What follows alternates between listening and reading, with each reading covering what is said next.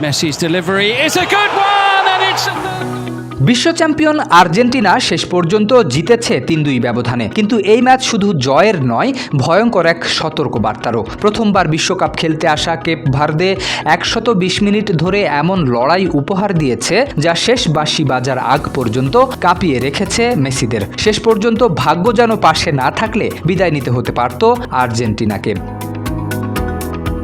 শুরুটা অবশ্য ছিল আর্জেন্টিনার। ২৯তম মিনিটে লিওনেল মেসির গোলে এগিয়ে যায় বর্তমান বিশ্ব চ্যাম্পিয়নরা। চলতি বিশ্বকাপে এটি তার ৭ম এবং বিশ্বকাপ ক্যারিয়ারের ২০তম গোল। প্রথমার্ধে ব্যবধান বাড়ানোর সুযোগ পেয়েছিল আর্জেন্টিনা, কিন্তু কেপ ভার্দের গোলরক্ষক ভোজিনিয়া দুর্দান্ত সেভে দলকে ম্যাচে রাখেন।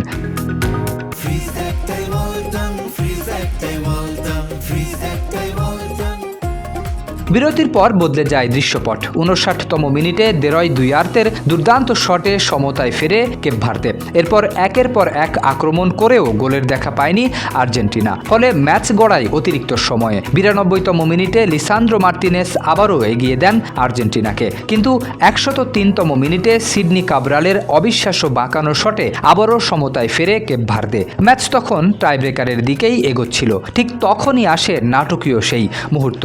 ১১১তম মিনিটে মেসির কর্নার থেকে ক্রিস্টিয়ান রোমেরোর হেড কেপ ভার্দের বোরহেসের হাতে লেগে জড়িয়ে যায় জালে। আত্মঘাতী সেই গোলেই ৩-২ ব্যবধানে এগিয়ে যায় আর্জেন্টিনা। এরপরও শেষ মুহূর্ত পর্যন্ত লড়েছে কেপ ভার্দে, তবে এমিলিয়ানো মার্তিনেজের দুটি অসাধারণ সেভ আর তাদের স্বপ্ন পূরণ করতে দেয়নি।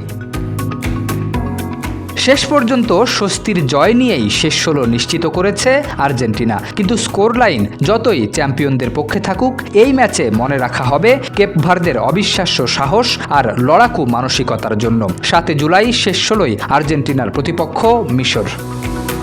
শরীফ উদ্দিন, ইত্তেফাক নিউজ।